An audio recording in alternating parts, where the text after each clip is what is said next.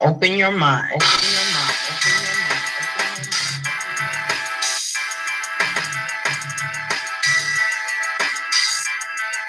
The prophet of thought.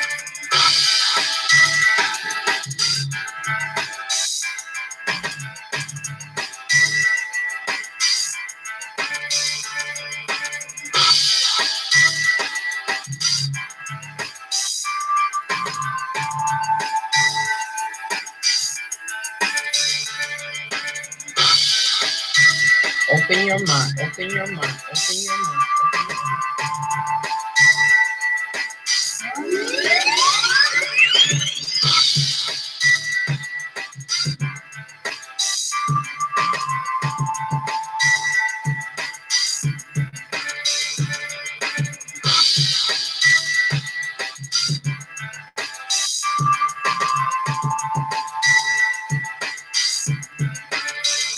The prophet of thought.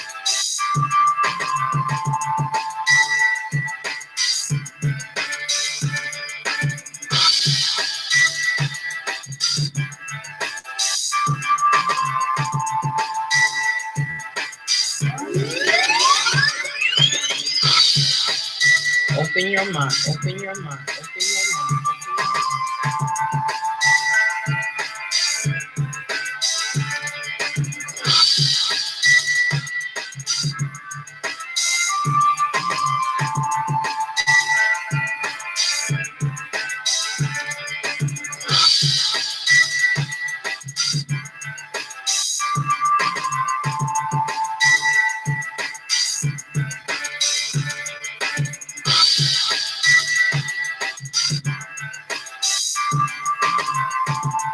The prophet of thought.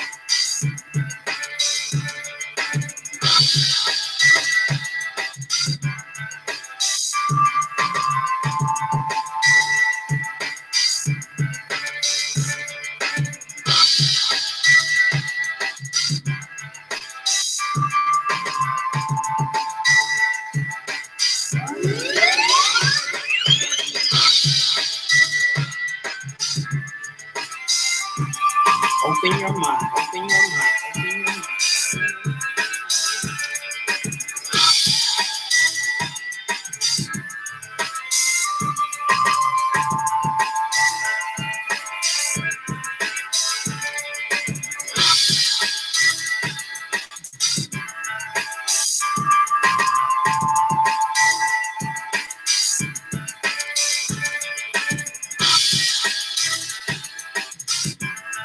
The prophet of thought.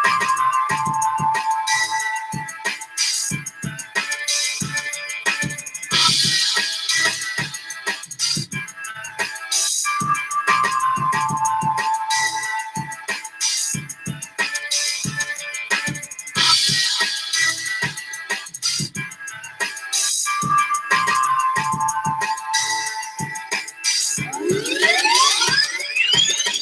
Open your mind. Open your mind.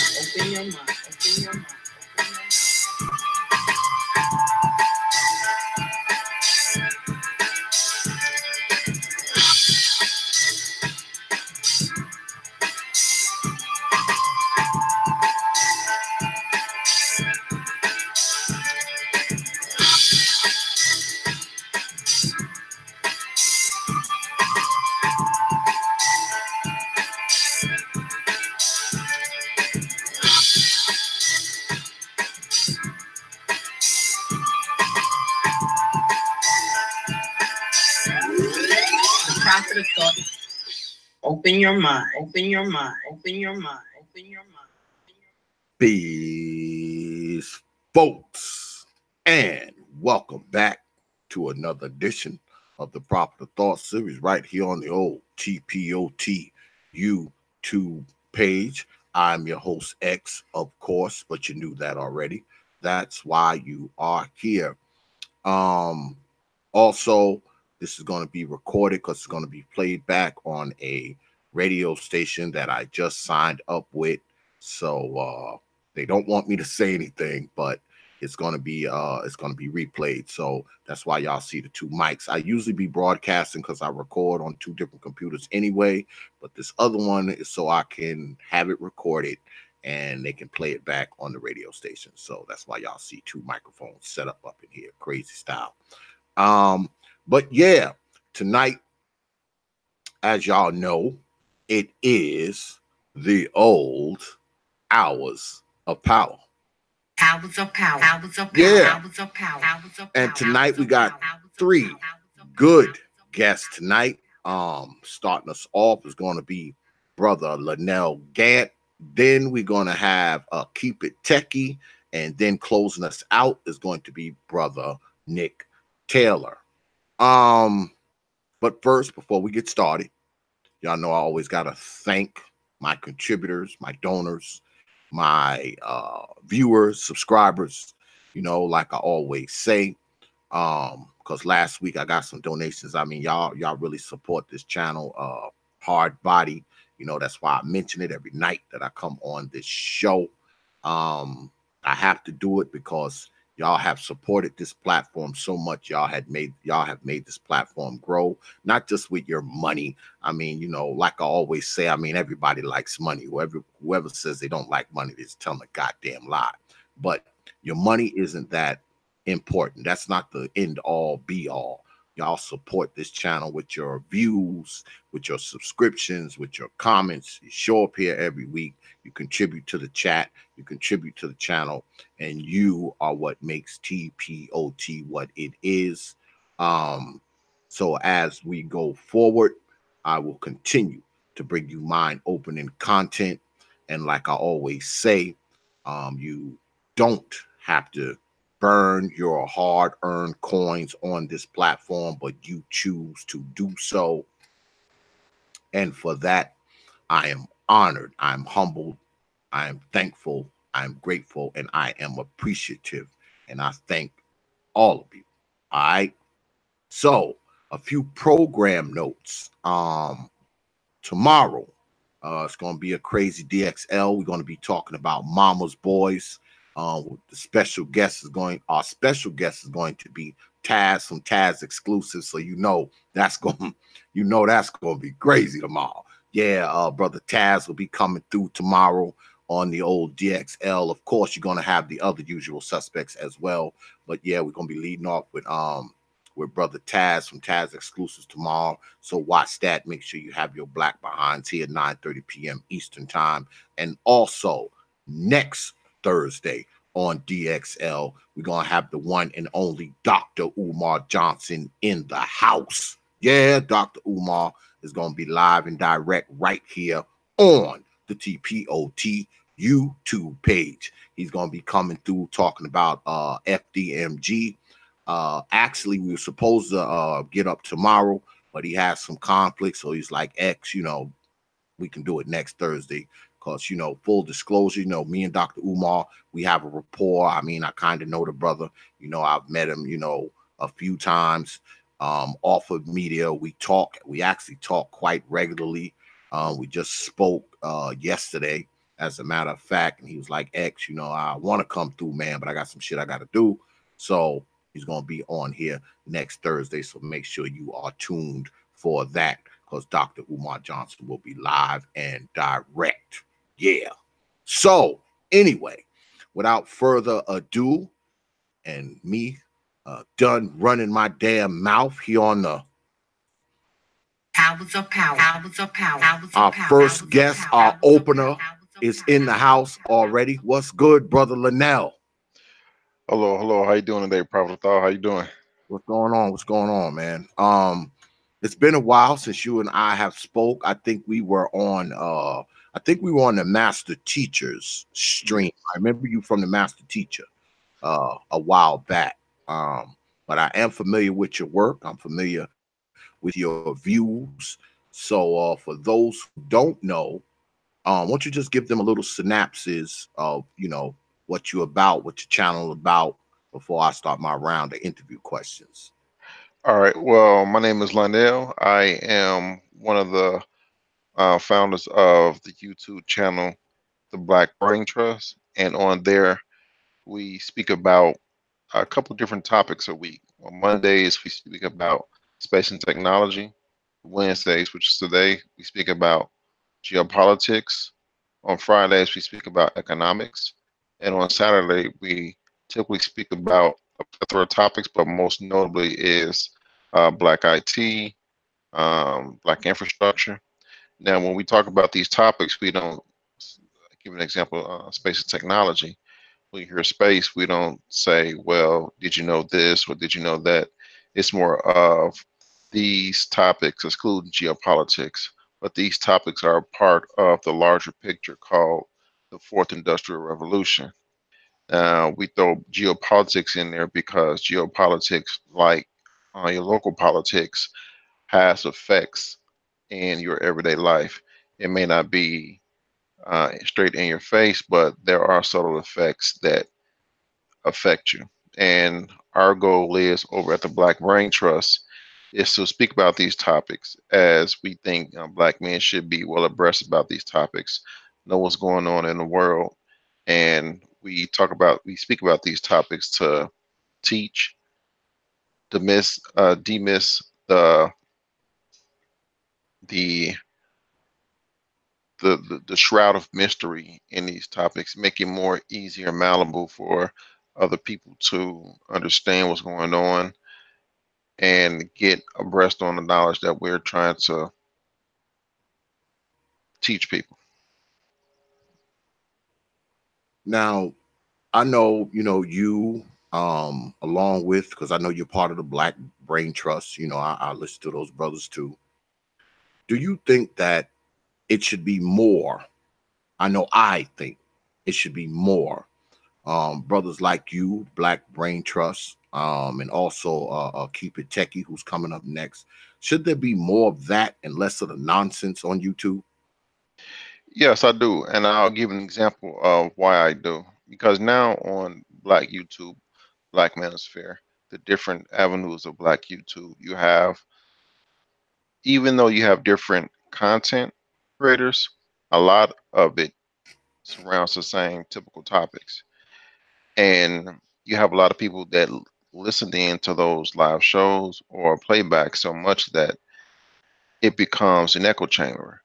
And the echo chamber can be good or bad. But in this case, the typical topics, the echo chamber can make you think that things are dire, things are bad, things are this, things are that.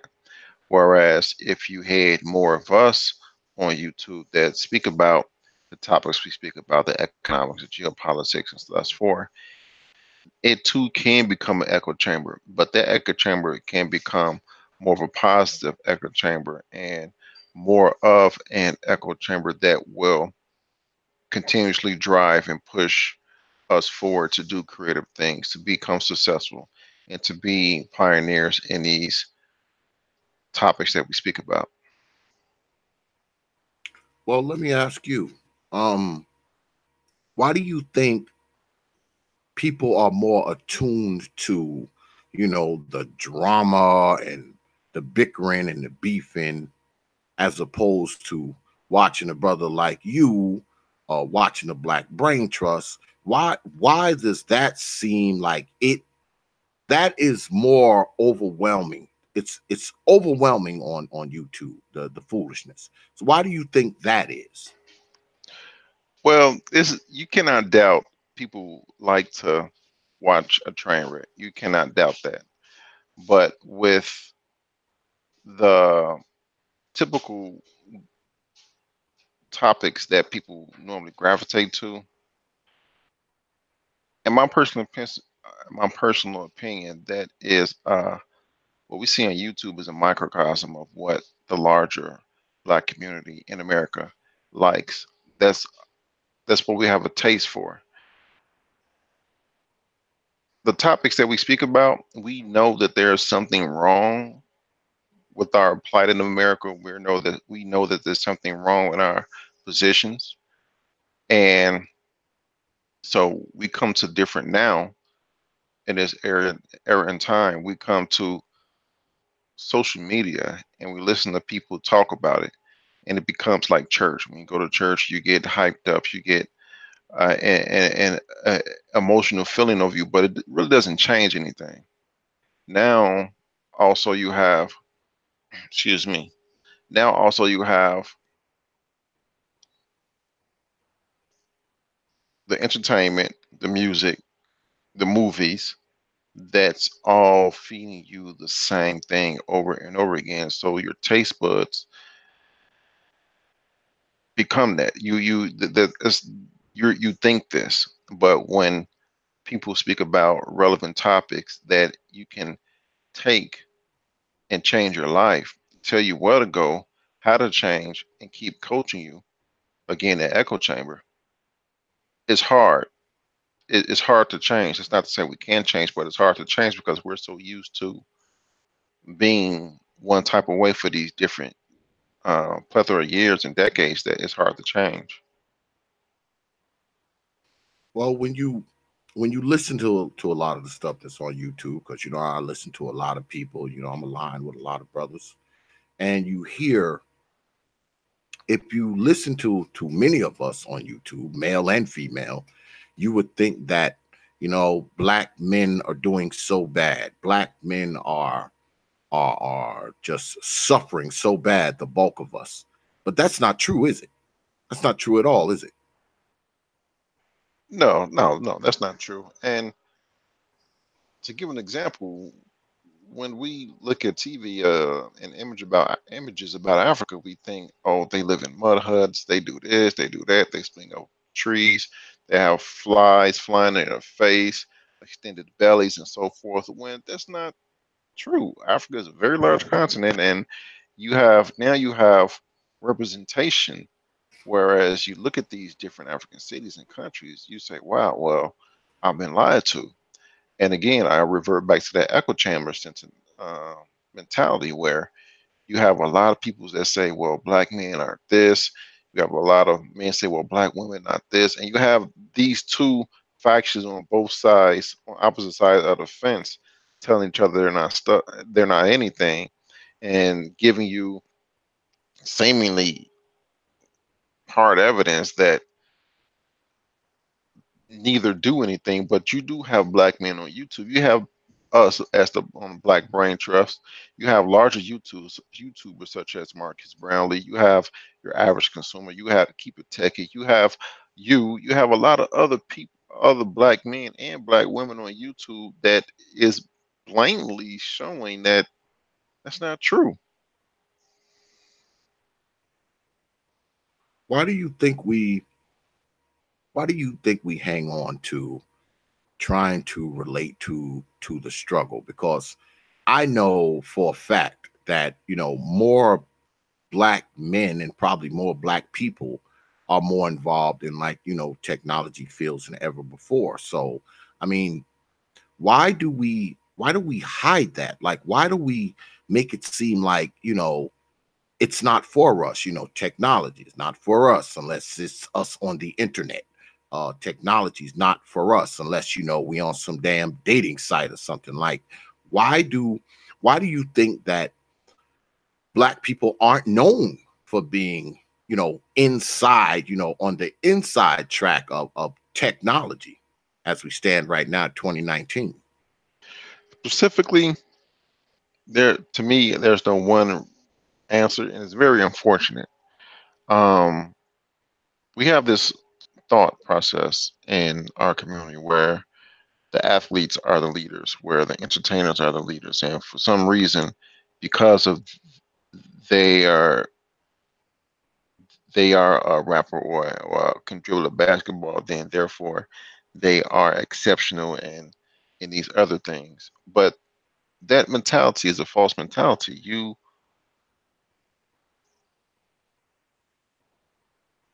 I would On this topic, I would say the way we were raised in thinking. The Not all of us, but too many of us were raised in thinking that you have to either dribble a basketball, rap, sing, dance, be an entertainer in order to be seen as a person of success in our communities and neighborhoods, or the quote unquote go to school and get a good job. And that get a good job is not defined as get a good job in the tech industry, get a good job in an industry that is very toward the STEM fields. Normally, the quote unquote good job definition is get a good job at Target or Walmart or some company that you can work 20 years and be irrelevant. So our upbringing is not clearly defined as when you grow up, you're going to have a career in the STEM field or a neurosurgeon or a crypto lawyer or a space lawyer or a coder. These specific fields, it's not very specified. It's it's not, and that is one of the things that, as a group in America, we need to change.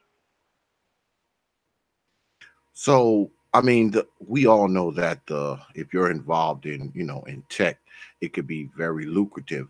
So, I mean, how much can a young brother, say a young brother who just coming out of, he's just coming out of school, he's just coming out of college, how much could what could a young brother possibly make, in the tech field? Say he's like a IT programmer or something like that. How much could he potentially make per year? Well, on our channel, we've have looked up different salaries, and more specifically, the blockchain salary.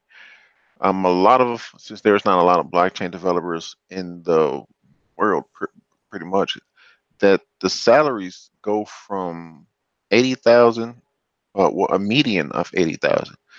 Other developers, such as in artificial intelligence, machine learning, these are code heavy, specific type of industries. And also, we've spoken about other IT positions. If you want to get in an IT position, to be honest, my co-host Mike Vincent, he really helps you in your career. But me learning from him, because I'm getting the IT and development industry myself. But the things we talk about on our channel tells us that developing in the future will be a very in demand job. Will be Those skills will be very much in demand because of this fourth industrial revolution that's that is really upon us in the early stages. So coming out of college, having these specific type of skills, knowing how to code in C++, C Sharp, Python, JavaScript, these different coding languages will put you in a better position above a lot of other black people. And having these different type of certifications that we speak about on our channel will put you in a prime position to make no less, in my opinion, $50,000 without having any specific and hard evidence in front of me. Looking at me right now, I would say no less than $50,000. Wow. And the crazy thing is, I think that a lot of us, we don't even know this, man. I mean, a lot of us aren't aware of it. I mean, all of us, we're on media, we're on Facebook and Twitter, Snapchat and YouTube and everything else, but we have no desire to be, in the back channels of it. Because if I had to do it all over again, I would be and I'm a mechanical engineer. I do a lot of, engine stuff and engine modifications and metal fabrication, things of that nature. But if I had to do it all over again, I would become one of those IT dudes, sitting at a desk, or maybe in an office, bringing in 80 grand a year, basically just using my fingers and my brain and my eyes. So what do you think about technology going forward, though? Do you think that more brothers will be involved in the tech industry, in the years to come, or no? I would say yes, because we have social media. Social media, content creators on social media are influencers, and because we have a subtle shift in the type of content that's being created on Black social media, then you'll start to hear, well, not hear, but you'll start to see the younger generations get into the technical fields, especially when these low-hanging fruit jobs, such as a burger flipper or a fry hop at McDonald's, or a stocker at Walmart or Target or Macy's, these low-hanging fruit jobs will be snatched up by um, robots. Because these jobs are repetitive jobs, and instead of paying people $15 an hour for repetitive jobs, you can pay a robot nothing for a repetitive job, and they're more efficient. But you're starting to see more and more Black people come out and say, hey, yes, I am in the IT field. I am in the coding or technology field, and you can do this. I am a living proof that you can do this. No longer can you say, well, I don't have the brain for that, which is not the case. I don't understand that. But moving forward, you will see openings, especially with the shortage of H-1B visas, where other non-Americans are imported to fill these positions in these technological jobs. That will make the field even wider for Black men and Black women to get into. You have blockchain, you have IoT, you have artificial intelligence, autonomous driving, you have machine learning, and the other industries, neurological studies, robotics, and other industries that will spawn off from these core fourth industrial revolution technologies. So they're code heavy. A lot of the coding is done in Python, which is an easy coding language to learn because I'm learning it right now. HTML, C Sharp, C++. So because I'm saying these different coding languages, don't think that whoever's listening to this live and playback, don't think that, oh, that's heavy, oh, that's hard. It's not. It's a learning curve, and with everything you do, there is a learning curve. But as you get deeper and deeper into that learning curve, your brain starts to think, well, okay, I'm learning Python, or okay, I'm learning this. So it starts to think in those terms, and it gets easier, easier, easier. So it's not hard at all, to be honest. So, do you think that anyone could, possibly get into the coding and the programming? Is it something anyone can do, or do you have to have some type of specialized skills coming out of school, or possibly a specialized brain even? Oh, not at all. You do not need a specialized brain. There are people that are older in age, in their late 50s and 60s, that are getting some coding because at their time, at their age, they see that the pensions isn't there. The nest egg that they built up isn't quite sufficient because people are living longer. So you don't need a specialized brain. You don't need a master's degree in computer science with a minor in this in order to get into coding. On our channel, there's two websites that we really talk about, and that's Udacity, UDACITY.com. I'm taking a nano degree in programming, where it's really step by step.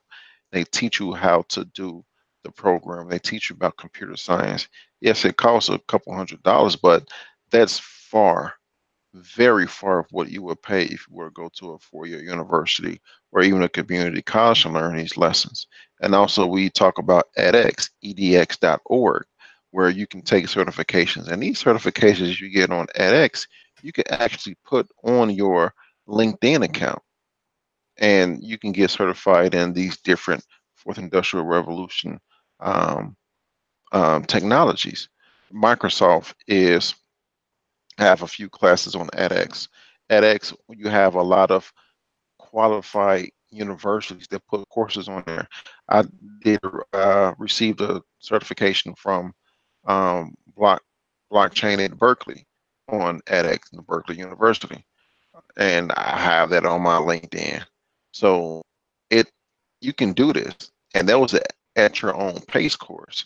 The only thing you need to do is when you wake up in the morning, or in the morning is the best time to do it. And this goes to show you don't need that specific brain, the specific coding brain. When you wake up in the morning, this is what I did. I put an hour and a half effort into looking at the videos and taking notes and making sure that I understood things. Hour and a half every day. That's it. And all of a sudden, things start to click. All of a sudden, you were finished with the course, and all of a sudden, you got that certificate. And you just have to put in the time. You don't need to put in hours upon hours upon hours. This is the movie, because in the movies they say, well, they show you, well, you need to put all this hours in. You need to wear these glasses and look this. No, you'll be surprised when you see the type of people that are in the tech industry. You'd be surprised. So you don't need that type of brain. You don't need that type of prerequisites. It's all there. So do you I guess on your channel you try to funnel people, to that industry, right? Especially young folks, right? You try to, do you try to funnel them? Do you try to I don't want to say convince, but do you try to persuade them, to head to that field on your channels? You, the Black Brain Trust, and everybody.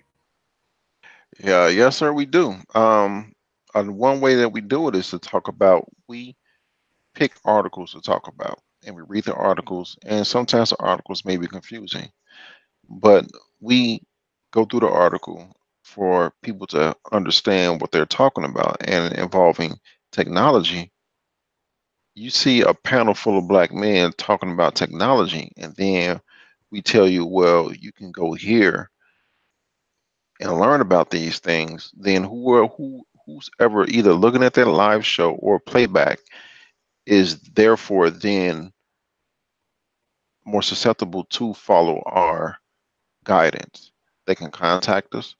They can, if you have any questions, you can shoot us a question, and then you can go and say, well, what about this? Well, I'm thinking about this. And we can tell you, well, go here and learn this. Go there and learn this. But when you see a panel full of black men, you have a lot of people have no problem seeing a panel full of black men talk about the messery that's going on in black YouTube or the black community.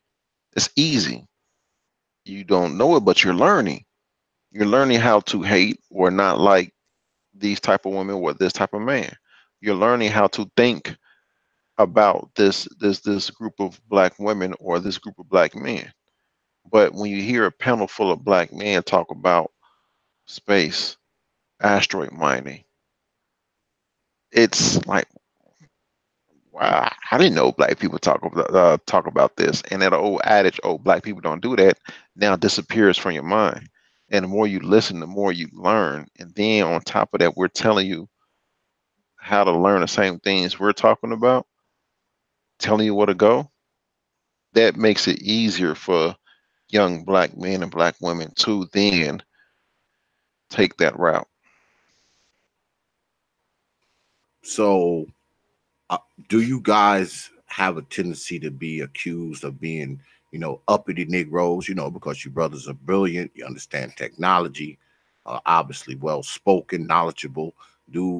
Are you often referred to as the uppity Negroes from time to time? Actually, you know what? I have not gotten that, because our content is a natural our content, oh, excuse me, our content is a natural defense. When you come, those people that would say that, when they come on our channel and they hear us talk about these things, we have a panel full of 5 people, black men on the panel, and they hear us talk about this in a chat, get involved and making comments, then I think their first thought is, oh, well, my head hurt or my eyes are glossed over, so I'm gonna leave. Very rarely have we come in contact with people say, "Oh, you don't know what you're talking about." But uppity, I haven't heard that, to be honest. Okay. So how's the reception? I mean, overall, how's the reception you know, the reception of brothers, you know, who talk to technology, you know, talk to IT, you know, talk about Silicon Valley, if you will. I mean, how has the reception been over the course of you guys' platform? It's been a breath of fresh air for the people that come and listen to us, because you get the type of, you get the same content over and over again on YouTube, on prime time YouTube. You get the, and then the save videos that pop up in your stream that when you walk on the video. But when you come and hear us, and we don't speak about it in a way that, oh, you're beneath us because you don't know at what atmosphere asteroids uh, burn up in Earth's atmosphere. No, we say, well, it's the mesosphere, and it's where the ISS and you start to feel weightlessness. It's the Earth's atmosphere, and you can actually go to this YouTube channel to learn more about it. It's welcoming, and when people see that, like, oh, these guys are not snotty. They not bougie. They cool. No, I'm learning a lot here. You can really sit down and say, well, oh, wow, I know that. Oh, really? Really? Autonomous vehicles are on the street already in Arizona and California? Wow. So it's welcoming. It's a welcoming environment. Okay. Well, I want to be able to get the whole Black Brain Trust up here one day, man. I want to get all of y'all up here, man. All of y'all in one night. Can we make that happen? Yeah, yeah, we can make that happen. You already had one of our co-founders, Dollar Will, and I'm pretty sure I like Dollar Will because he's able to make seemingly confusing subjects malleable and palatable and very understanding. But you can get every one of us on here, and we can really pass some information, have a good conversation while passing that information. So, would you brothers be considered nerds? Would you consider yourself nerds? Not necessarily, but I will say we can really nerd it out because of the topics we talk about. A lot of the topics we talk about are the same things we do on a regular basis. Like me, I deal in cryptos and blockchain and learning about that stuff. So therefore, on my day to day, that's what the articles I read, that's the videos I look at, that's the stuff I do. One of my co-hosts, Mike, he's in cybersecurity. That's what he do. That's what he talk about. He knows a lot about geopolitics. Dr. Will, he does the technical analysis. That's what he actually do in his daytime. It's not what we automatically do when we go live on a hangout. We're just telling you what we're actually doing. We have Ulysses, he's in Cali. He actually goes into the cannabis industry or of the ins and outs of that. So this is actually what we do. We just come on here and tell you our knowledge and let people understand what we do and pass the information on to them. Yeah. I mean, because I've watched a little bit, man, and I learned some stuff. But then again, I mean, I'm an older brother. You know what I'm saying? I'm a Gen Xer. So I mean, I look at things a little differently, man, and I'm not so much drawn to the drama as much. I find myself turning a lot of the drama off and turning more of stuff like the Black Brain Trust on, because in reality, I think that stuff is just more healthier for the mind, if you ask me. But that's just me. Yeah. More healthier for the old brain. So let me ask you this, Brother Lynell. When you are on other people's panels, and oftentimes if the conversation kind of drifts away from business, technology, that kind of stuff, I mean, does that kind of take you out of your square? Because sometimes you get on these so-called panels with people and there's 7, 8 people up there, and y'all come on there y'all start off talking about planets, how the planets how the planets rotate, and the next thing you know, you're talking about women. So I mean, does that often happen when you go on panels? You start off talking, y'all talking some scientific, technical stuff, and it drifts off into some other nonsense. Okay, I'll give you a live example. We talk about asteroid mining, and we cover articles where it's scientifically proven that humans cannot sustain a prolonged or protracted existence in space because space radiation tends to mess with our genes, mess with our bodies, mess with our brains. So that means in order to do asteroid mining, we will have to send out robots. And the asteroid field is made up of all these asteroids between the terrestrial planets or the smaller planet, Mars, and the jovial planets, which are the bigger planets between Mars and Jupiter's orbit. And there's about 1 million asteroids out there. Now, what scientists are able to find is, of course, these asteroids are made up of some of the same material that make up Earth. One asteroid is worth $7 quintillion. Now, to put that into perspective, the world's debt on top of debt of all countries is worth maybe 1 quadrillion. You have million, billion, trillion, quadrillion, and then quintillion. One asteroid is worth $7 quintillion. Now, already at this point, if I was on a live stream with a pack full of people for the panel, then someone would start to make jokes. Someone would say, "Well, see me out there." I would to take away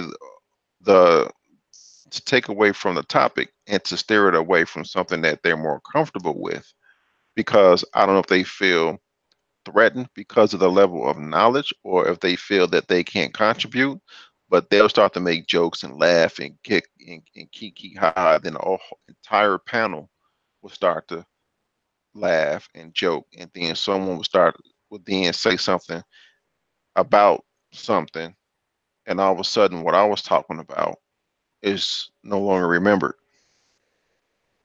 That's how It's it would very. normally go. Now you mentioned asteroid mining, and you said they worth money. So won't you explain, to the folks exactly what is asteroid mining, and is it a potential reality for the future? Yes, it's 1 in 3 startups in the next decade, the 2020s, will be space startups in our solar system and throughout the universe, but particularly in our solar system. The things that make up Earth are abundant in our solar system, especially in these asteroids. These asteroids are rock and dust particles that did not form into a full planet. They're just out there in this asteroid belt between the planets of Mars and Jupiter. Now, how we're able to find out what resources are on this, what scientists do is they shoot infrared to these asteroids when the sun is there to see what other infrared comes back, and per that process you're able to say, well, gold or titanium, iron ore are on these. What asteroid mining does is, if you know an asteroid is worth $7 quintillion, and there's gold, cobalt, palladium, iron ore, these resources that are the same resources on Earth out there, then that industry then becomes a multi-quadrillion dollar industry. Now, mind you, there's about 1 million asteroids out there. Not all asteroids are lucrative, some are worthless, but you can still use that in order to go to other planets or moons. If there's water, you can break that water down for fuel. At this point, what we would do is then first go to the moon, establish bases on moon, then go to Mars. To go to Mars, and Earth back and forth at its shortest distance is 6 months. So we have to send robots out there because, like I said earlier, humans can't stand alone time and space because A, you'll lose your mind. B, by the time you get to your destination, you're the only people there. It's really extremely scary. And C, space will really do a number on your body because of space radiation. So we'll send out robots. That's why I said the fourth industrial revolution, robotics. Robotics need coding. This is these jobs will be in demand. So when you get to Mars, you were just a hop, skip, and a jump away from the asteroid field. What you will then do is have these robots that has artificial intelligence in them, that has machine learning in them, to build other robots and to grab asteroids that you can then take their resources from to build other things. So that's how that whole thing will play out. But you would not bring the material back to Earth, because if an asteroid has X metric tons of gold, if you were to bring that back to Earth, then you would crash the market. Capitalists are not interested in crashing markets, they're interested in making money. So you would then keep that out in the space and use that then to go to different areas of space or in our solar system, such as the most promising, the moons of Saturn.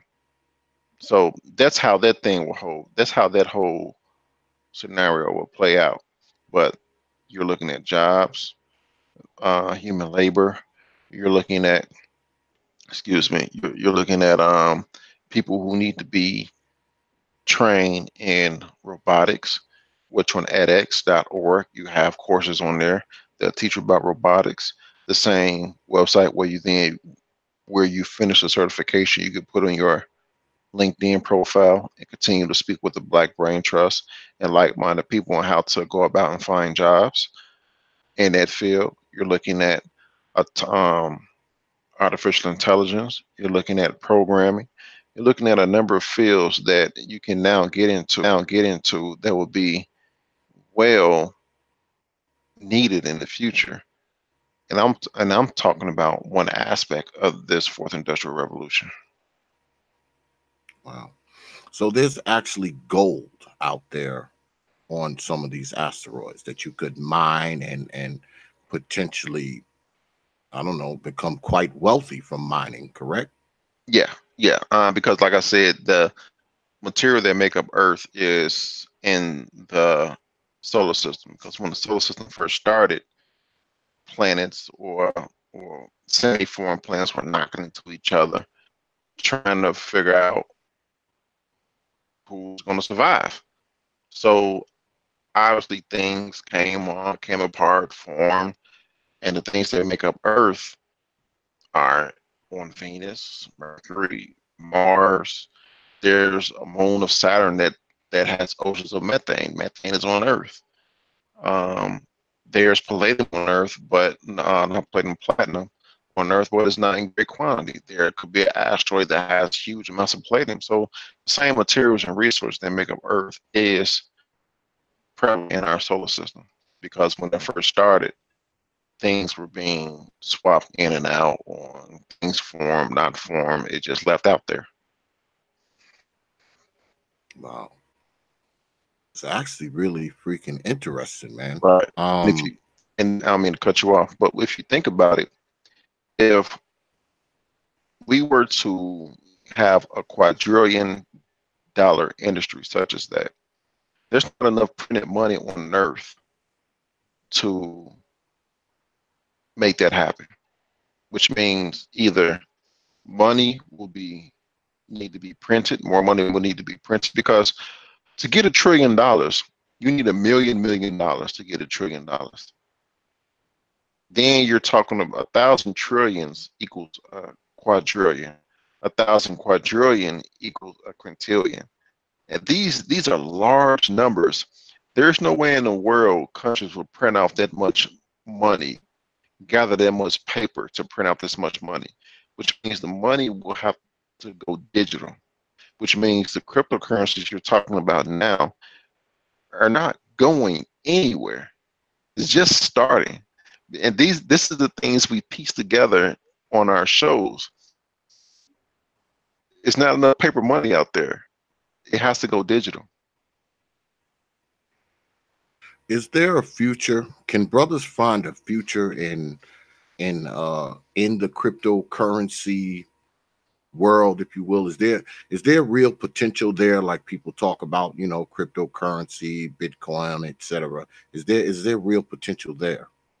Yes, it is. I know people say, "Oh, it's a Ponzi scheme. Oh, it's not going anywhere. Oh, it crashed. Oh, CNN and MSNBC said this and that." The thing is this: you have Fidelity, you have Microsoft, you have the International Stock Exchange, the owners of the New York Stock Exchange. You have these different major businesses that are getting into both the technology blockchain and getting to the cryptocurrencies. Holding Fidelity, which is a whale, they hold about $7.2 trillion worth of assets. They have a custody where if you invest in cryptocurrencies, they will hold it for you. These people will not get into an industry that is supposedly a Ponzi scheme, supposedly this, supposedly that.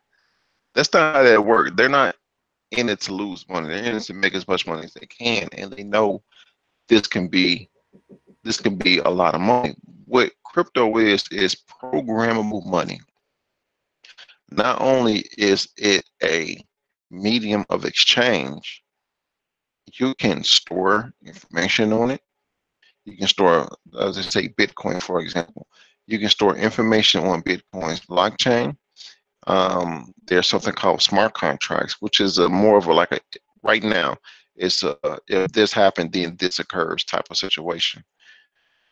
You can store smart contracts on it. So if a person fulfills something they're supposed to do, then funds are released. That's programmable. So imagine the dollar. You can store information on the dollar. You can program the dollar where it say, well, I'm going to put this dollar up, and if this person lay down the concrete like they're supposed to, then that dollar is released to them. That's a multifaceted functional money supply. Now, I'm not saying that Bitcoin will take over the dollar. No, what I'm saying is it will just become another means of payment. It will become another asset class. It will become just another what people can make money on. It won't overtake the dollar or the yen or the yuan. It will just be another way of doing things.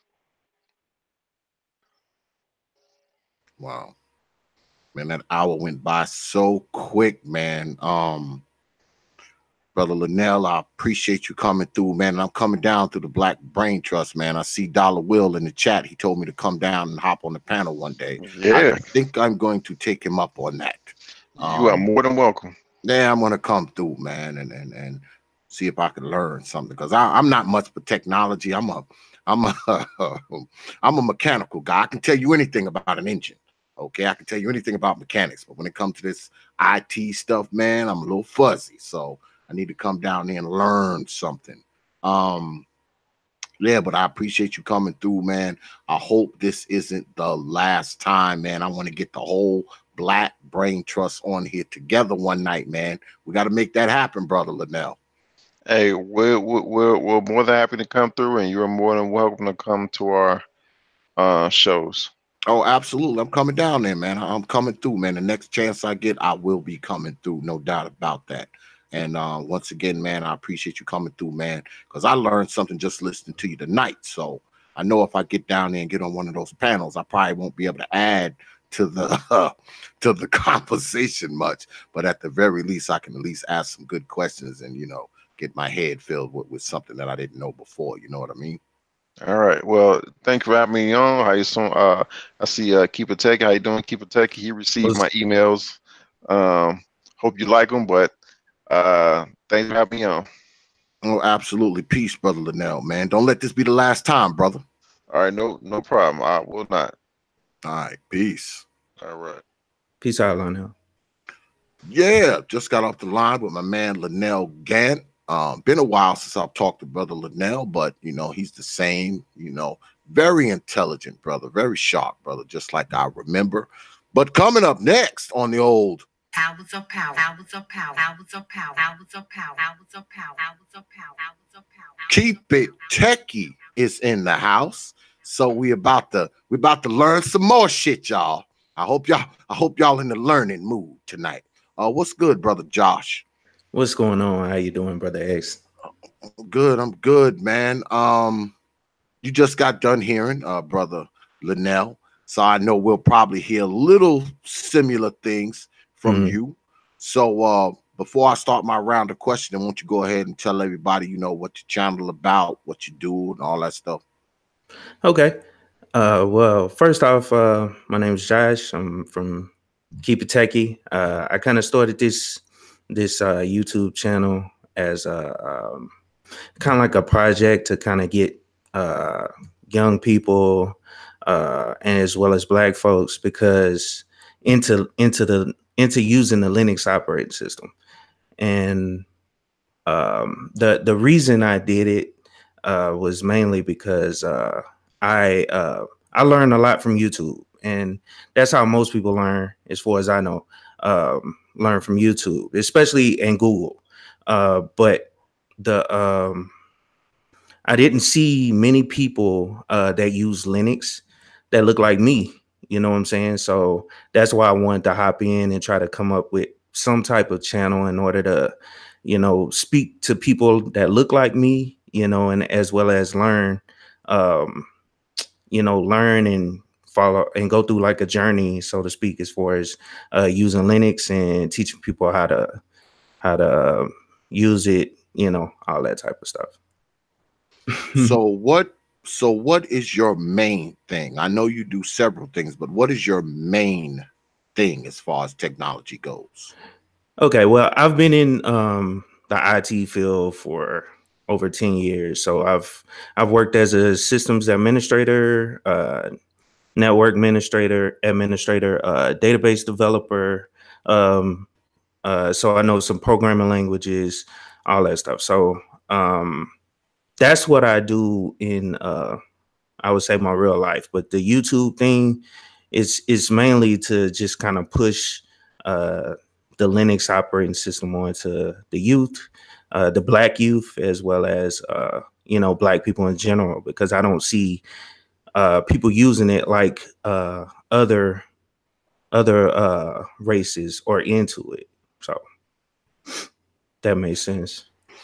So do you find that, you know, like I asked brother Lynell earlier, do you find that there is a small and or limited number of brothers involved in, you know, the tech fields, if you will? Yes, I think so. Out of all my jobs that I've worked, it's rare to find other Black people that are actually, you know, working in the field. I mean, I'm starting to see a lot more now, but when I first got into it, it was mainly, you know, white guys that actually worked in those fields, or some Indians, you know, just different races other than Black people. I started seeing that later on, and it's getting more and more people. You're starting to see more and more Black people in the tech industry, especially with guys, especially like the guys with the black brain trust. You know, they getting pushing people into it. I'm trying to do that as well, you know, using my channel as well. And just different I don't know, different things I've seen where people are getting into it.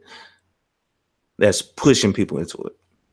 So I asked brother Lynell this. I ask you, do you consider yourself a nerd?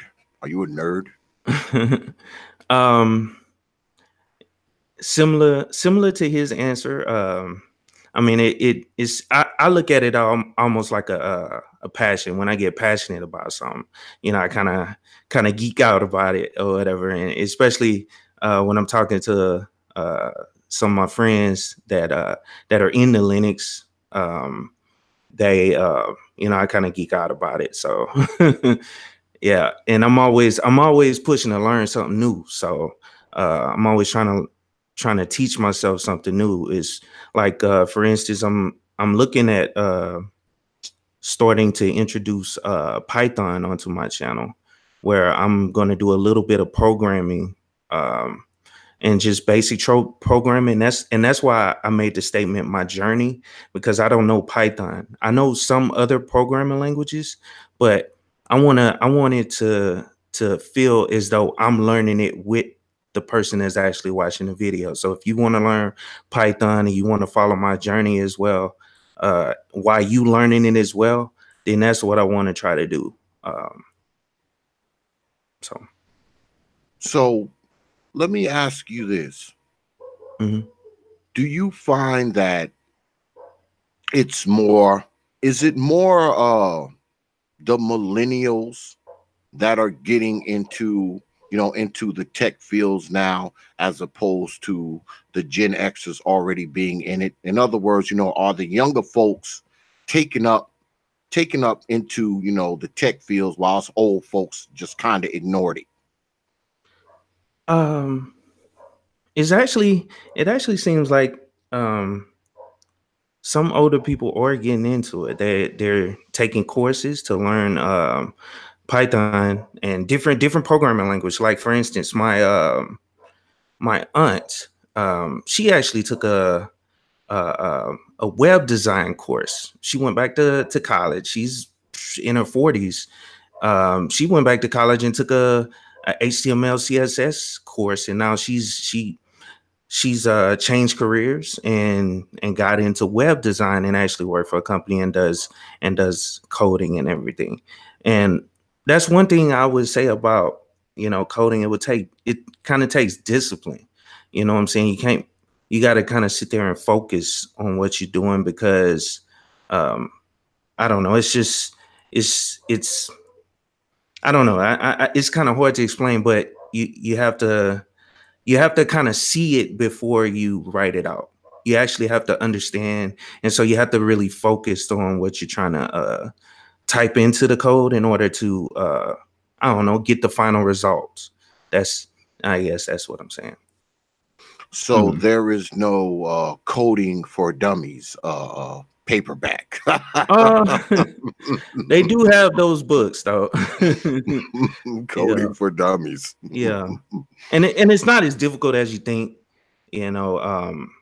Once you understand the concept of programming and coding, then you'll easily pick up on it. You just have to have like a creative mind frame. That's what I was trying to point out. You have to have kind of to build something from scratch, because when I first looked at some programming languages, it was very intimidating, because all you're looking at is a blank canvas, and you got to sit there and figure out what you want to do based on whatever the end result is. And so you got to have that creative mindset. So what got you started in tech? Or were you, one of those little nerdy kids who was always messing around with computers and stuff like that? What got you into it? What made you say, okay, this is what I want to be involved with? Mm-hmm. Well, basically, I wasn't a nerd, so to speak. I was in the sports. I grew up in Louisiana, Baton Rouge, Louisiana. So I don't know, it's kind of hood down there. You just say that, be real. But I made a change, I guess, so to speak, because I think I would have went down the wrong path if I still was down there. But I joined the Army, and I really didn't know what I wanted to do. I couldn't afford to go to school at the time. Well, I could have, but I just wasn't interested in going to college and not really knowing what to do. So I just joined the Army, did that for I I joined the reserve, so I was able to come back home. So when I got back home, deployed to Kuwait for a year, and then everybody kept asking me, you know, all my family, like, what you trying to do, you know? And friend of mine was like, yeah, I'm going to Remington College. And so I was like, okay, I'll go check that out and see what it is. So I talked to a recruiter, and they had a couple of different programs, and I just kind of chose something because I really didn't know what I wanted to do, to be honest. I was thinking about chasing women and, you know, and just hanging out, you know, and doing whatever I wanted to do. But so I mean, I kind of got into the whole networking program at Remington College, and you know, those colleges they were ripoffs. So I'm glad they're kind of going under. A lot of them going under, like ITT, Tech, and Remington College. They were kind of scams at the time, where they charged people a lot of money for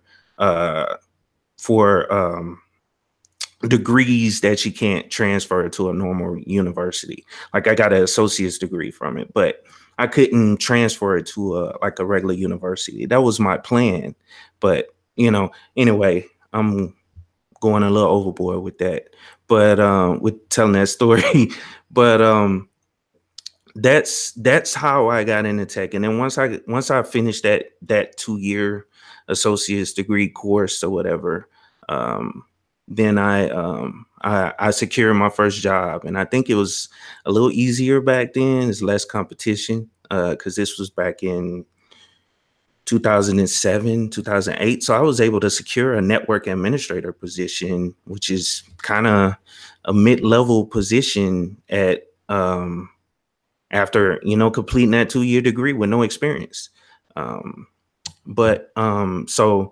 the experience is key. You know, that's been able to help me land more and more jobs in the tech industry because of the experience. So if you can land those positions, the schooling, yeah, I mean, anybody can go to school and complete that degree and, you know, and have that piece of paper, but the experience and showing that you can do the work is what gets you the job more than that piece of paper.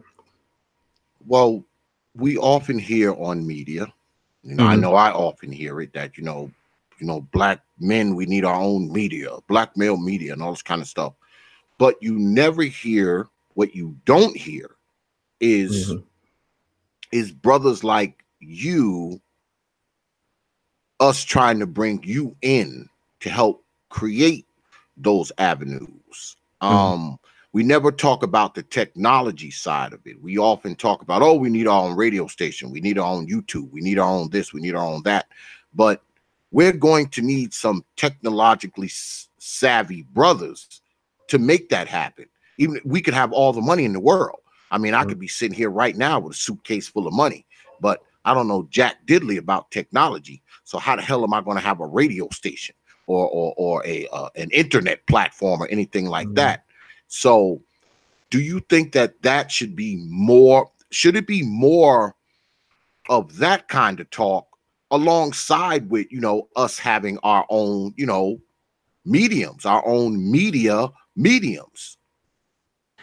Yes, I really do believe that topics like, you know, what I talk about, topics what the Black Brain Trust talk about, topics what you talk about should be, you know, pushed more, you know, to a bigger audience. And I don't know what it'll take to change that, but I think it's more of a mindset because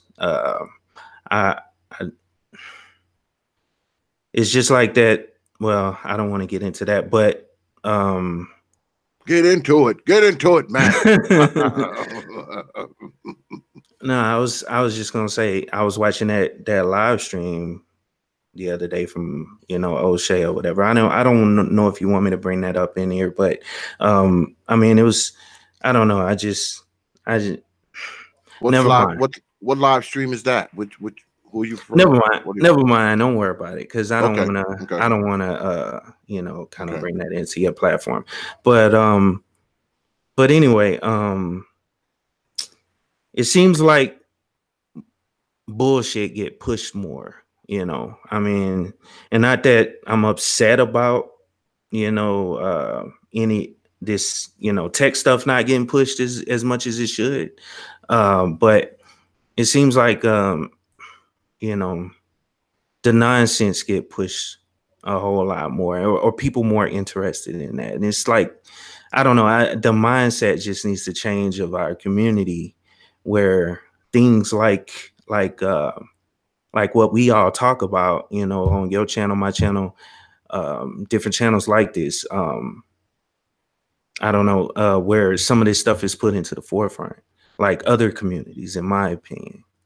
So, well, let me ask you this, because I know what I think. I mean, we often talk about. I got a saying that I always say. I say, because I own my own business. Okay, I've been running my own business for 5 years now, right? And I'm a true believer that, in some of these places who may not be in the best, socioeconomic position, I tell these brothers, hey, if you can't find a job, create one, right? Yeah.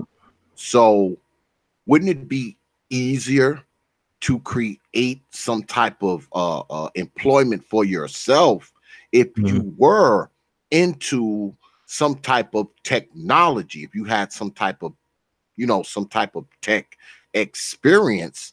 It would be quite easy to kind of have your own thing and kind of work for yourself, right? Yes, definitely. And just to respond to that, I got a couple brothers that I talk with on a regular basis, and we're always trying to brainstorm. We all in that tech field, we all have that experience, and we try to brainstorm. And this is, of course, offline, but these are things that that we try to work on, different projects or whatever that that could possibly create some type of I don't know, it could be an app, it could be some website, just different tech things that could possibly create some type of business behind.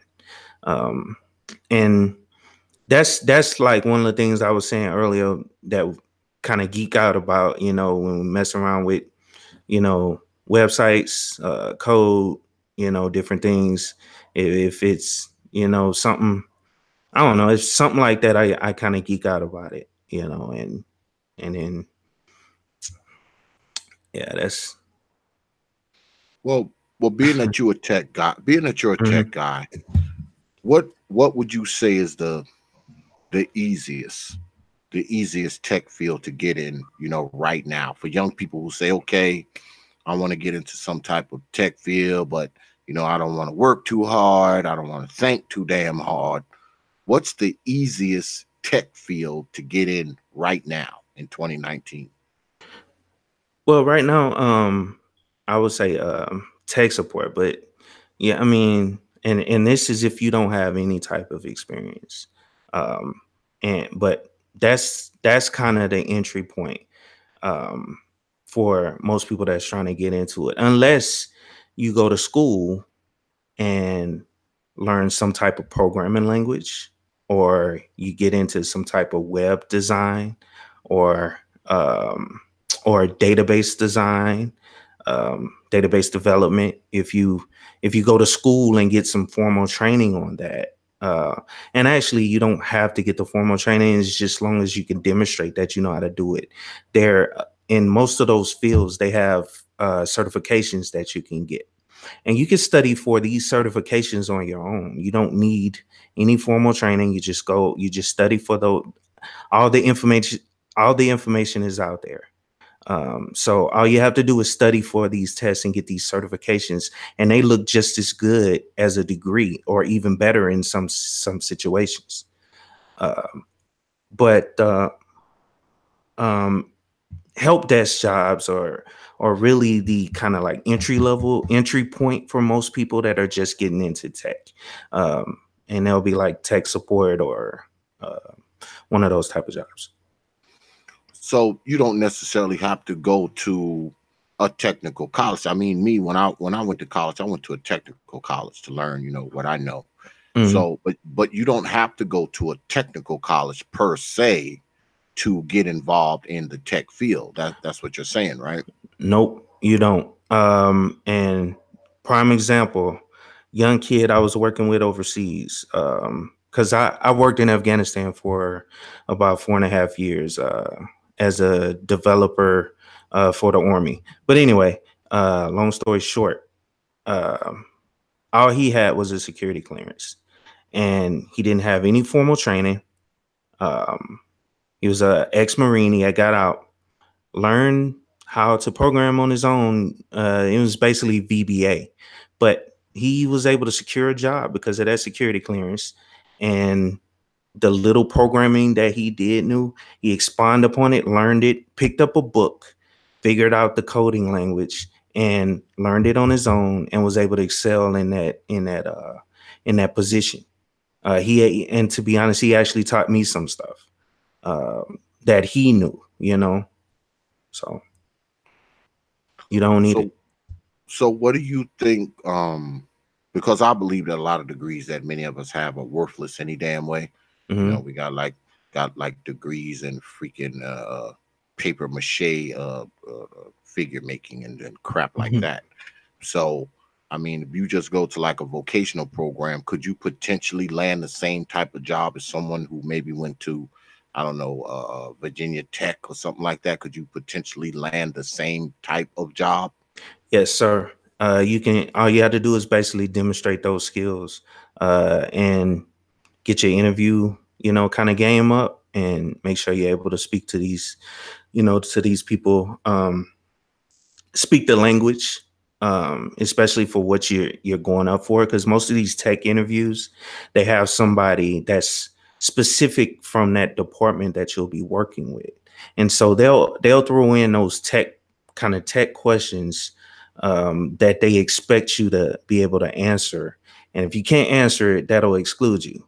You know what I'm saying? So just kind of make sure you know what you're talking about, and the lingo, especially when it comes to the specific type of job that you're getting into. So. Well, when you're on your channel, I mean, when you're doing your thing on your channel, I mean, I watched 1 or 2 of your videos, but do you have it set up so it's like you're teaching, or are you showing people stuff and you're learning at the same time while they're learning? Or is it more of like a teaching session for you as you're doing your videos and your streams? Is your main thing teaching folks about this, or is it mainly just kind of you're learning right along with everyone else? Well, I do have I would say years of experience working with Linux, but Linux changes every day. Different distributions come out. There are millions of applications out there that I mean, it would take you years to actually go through. So yeah, some of the applications that I do videos on, I've never seen I've never seen the program before. I've never used it before. But when you understand the basics of Linux, then you understand how to install the application, and then the basics will help you through most applications.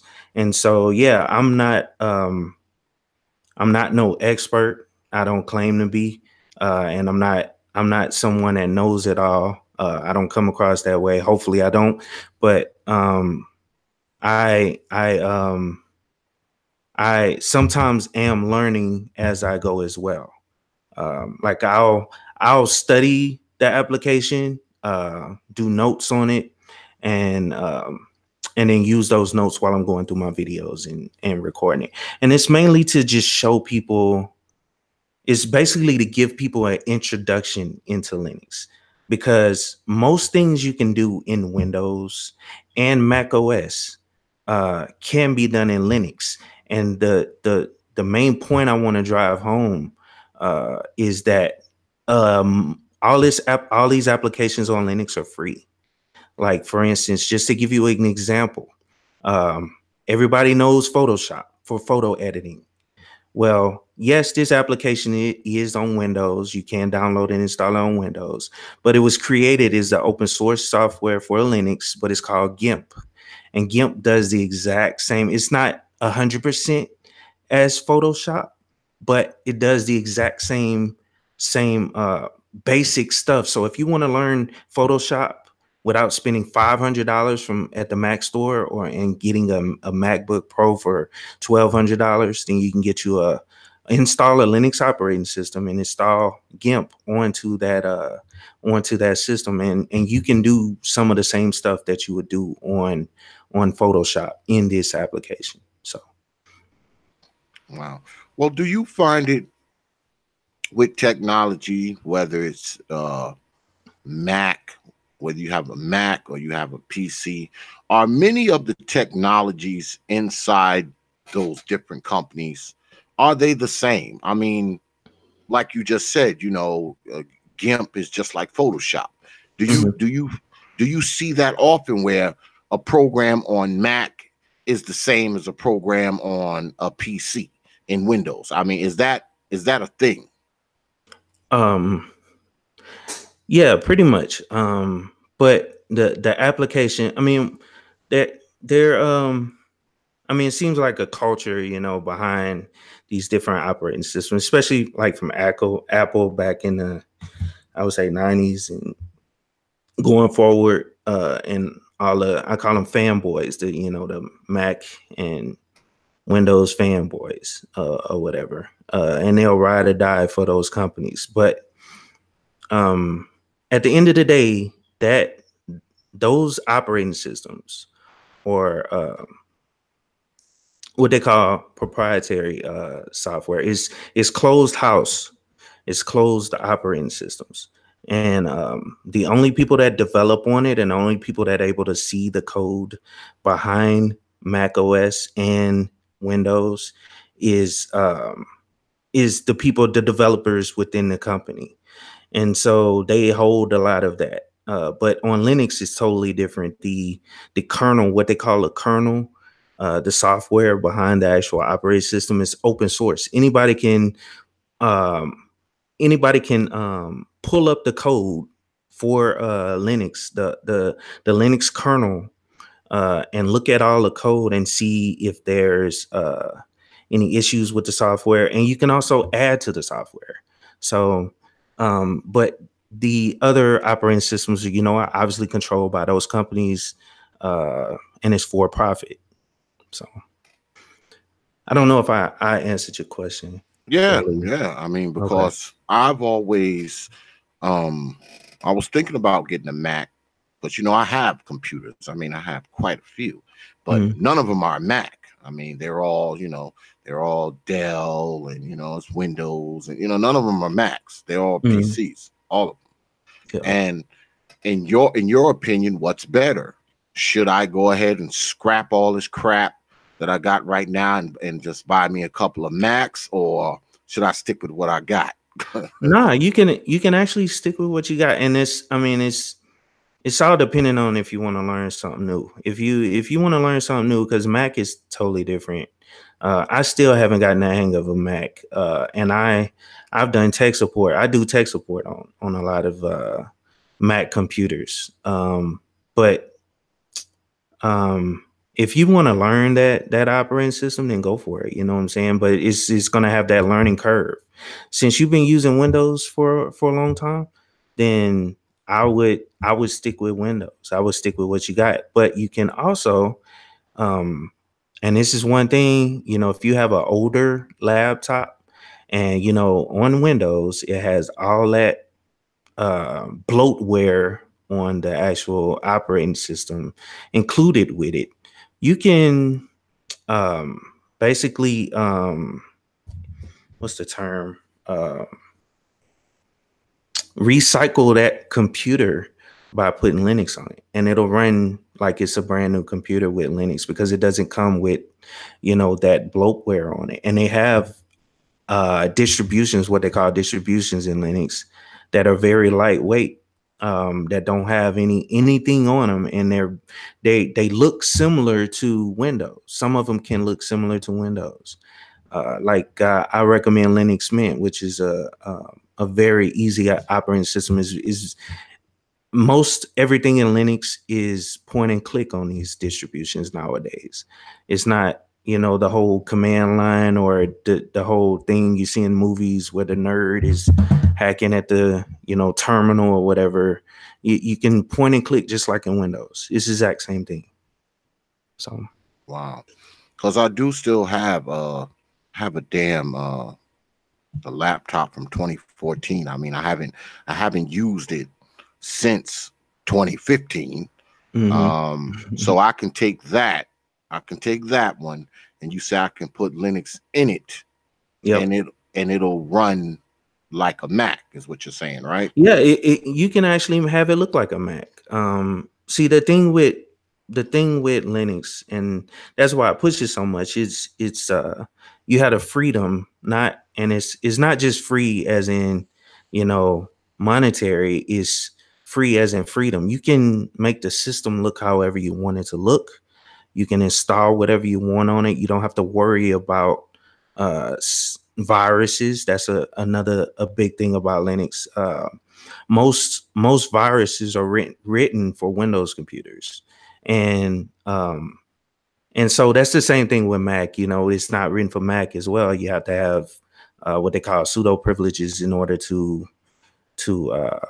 install anything. So it's similar in that fashion. But most, like I said, that whole ransomware thing, that was all Windows computers that was getting hit with that.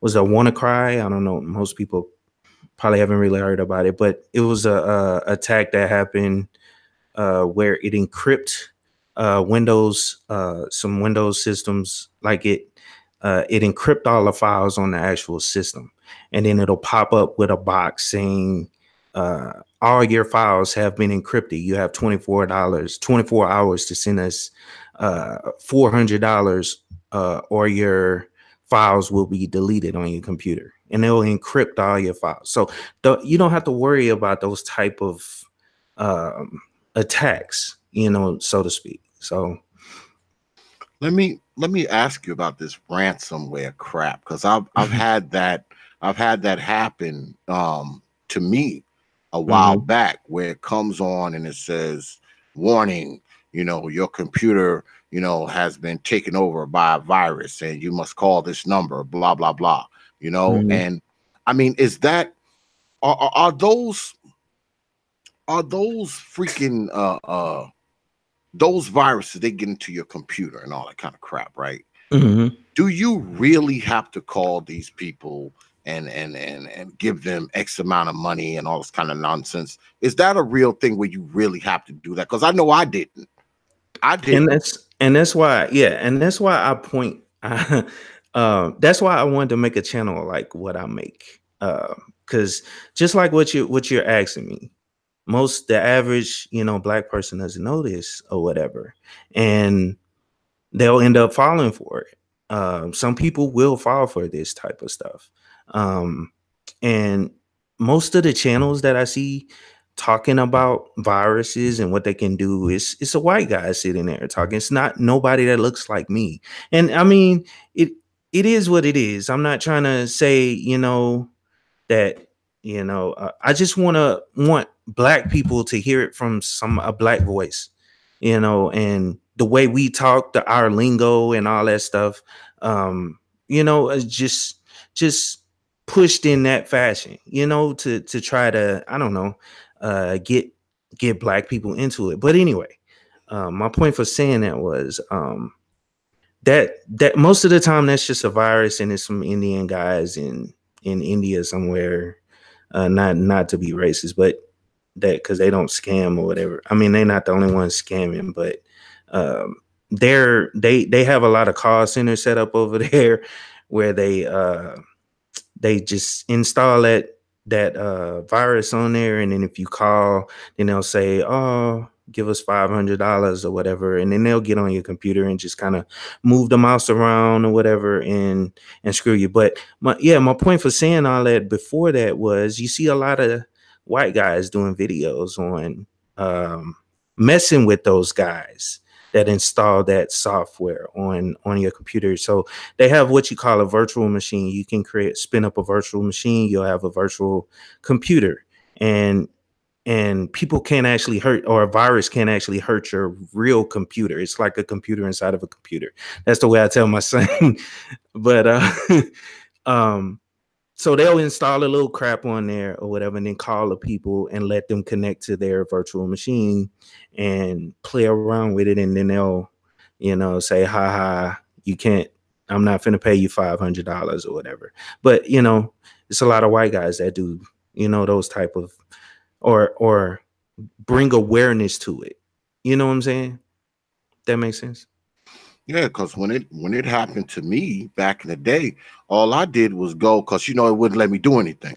So all I did, I just went into my task manager and shut down the internet, right? Yeah. And then what I did was I went to a restore point that was, like 2 weeks back. Yeah. And I just restored it, and that was it. I mean, it was over. Yeah. I didn't give them shit. Yeah. Yeah, but that new ransomware though, because that was just a virus. But that new ransomware, it'll actually go through and physically encrypt every file on your system. And you won't be able to open up anything. Your pictures, that's how they was getting people to pay this money, because most people had like pictures from the early 2000s or whenever, stored on a computer. If all that's encrypted and you don't have a backup of it anywhere, then some people is paying it. So is it a good idea? Because one of my really, really generous supporters sent me they sent me a 2 terabyte hard drive, and I've been putting all my stuff in it. I've been loading like my videos and audio and all that stuff in it. Do you suggest having that type of thing around, just in case, you get hit by some crazy virus or ransomware that won't let you hit no keys, nothing like that? Should we have ample storage for all our computers? Yes, sir. You definitely want to have backups of everything. I would run them like I have a server, a Linux server that I have, and I run backups on my system every week. And I keep about a month's worth of backups. And it's in some important data, but most of it I don't care if I lose, but I still want to have that backup in case something happens. You know what I'm saying? That's the whole purpose. And actually I have a backup of the backup. So I have another drive that I don't even plug in, but once a month that I'll back up the backups too, and just set them aside, because the way they teach you in school, the way this was before the whole cloud thing took off and people having cloud storage and having everything. Well, one of the things they taught in recovering data and data recovery is to always have an off-site backup. They used to pay people thousands of dollars just to store hard drives in an off-site location. Like every month, they'll send an updated one or whatever and store it off-site in case a natural disaster and all that type of stuff. So anyway, I kind of still follow that by, not really, because I have the backups, sitting on my floor right here in my hard drive. But, you just want to at least have backups, at least multiple ones. Yeah, I have, because I have an older computer that I use as a digital library. I never go online and on it for nothing. I just put, I put shit in it, and every now and then I go in it when I need something. But I have, my man sent me this hard drive, this 2 terabyte hard drive. So now I've been storing shit in there. It's easier to pull it out, because when I use the digital library, I have to turn it on, and it's not hooked up to a screen. So I have to unhook one of my screens, and it's just a lot of shit to go through to get shit out of there. So it's better that I got this joint right here. He sent me this last week. One of my subscribers sent me this. All right. Yeah, sent me that. And I've been putting shit in there. because it's just easier than opposed to dealing with the digital library, because it's not off site, but it's away from the rest of the stuff. So I have to go get it, hook it up, turn it on, hook it to a screen, and all that kind of nonsense. So that hard drive that my man sent me, man, was right on time, boy, right on time. We talk about backup, right? And I know that when I do stuff, when I make videos, especially when I put them up on here, because YouTube been acting kind of funny lately, I always back my stuff up. Always, put something in my digital library, so I don't lose it. Do you think that far as technology goes, okay, just at home, not, working or anything like that, when you're sitting at your computer and you mess around, like we spoke of earlier, you mess around and you get one of them ransomware viruses in there and you can't clear it out. That'll make you wish you had a backup, right? If you don't, especially if they lock all your stuff up and you can't do nothing. So should we be backing up all the stuff on our computers at home too? Yes, sir. Exactly. You should back up your computer at least. See what I do. I run a script every now and then. I plug up my hard drive to my computer and my external, just like you do, and I back up my entire computer. So, and I do this at least once a week. Sometimes I slack off. So, like I slacked off a while back, and I had a hard drive issue a while back where I had to reinstall my operating system. But luckily, I had a backup and I didn't lose but a little bit of my data. But hard drives fail on a daily basis, and that's why they have all these businesses out there and that's why they charge an exorbitant amount of money to recover data. And that's another tech industry that I don't see Black people in, and that's data recovery. And so I'm actually teaching myself about data recovery a little bit, so I can see I could possibly get into that realm. But yeah, if your hard drive fails or goes out and you don't know what to do, it's a sad feeling, So, in your opinion, as a tech guy, what do you think is the best computer out right now, today? If I'll come to you and I say, hey, brother Josh, man, I want to buy this computer, what should I buy? What do you tell me? See, I mean, it all depends on what you're trying to do with the computer. I just want to BS on the internet. well, that's why a lot of companies are going to these Chromebooks, and I'm not trying to dodge the question, but that's why a lot of these companies are going to like Chromebooks, because most people do everything on their laptop on the web. Nothing is, that most people don't have all this data processing stuff on their computer where they're, processing spreadsheets. You can do all that stuff on the cloud now. And like, I remember having a conversation with, I believe, Mike V from the Black Brain Trust. And he was talking about he has a Chromebook. That's what a lot of people are going to, because everything can be done on the cloud. So, but if it just all depends on what you're trying to do. I mean, if you're trying to get into photo editing or video editing, then you want to look at the processor and the RAM, of the actual computer and make your decision from there. Because I mean, it just all depends on what you're trying to do. Based on the type of computer that you should get, or the specs of the computer. So, yeah. So is Mac better? I hear people say that the Mac is better. Is the Mac really better? Is it better if, say, for what you do, like I do this and I also do some radio stuff and things of that nature. Should I be using a Mac instead of using my damn Dell laptop and my freaking HP PC and my other freaking HP PC? Should all this shit be Mac for what I'm doing? I guess because I'm biased. Why I wouldn't say get a Mac, because I generally don't like it, and especially when it comes to repair, and the price, the absorbent price that it costs, and they don't.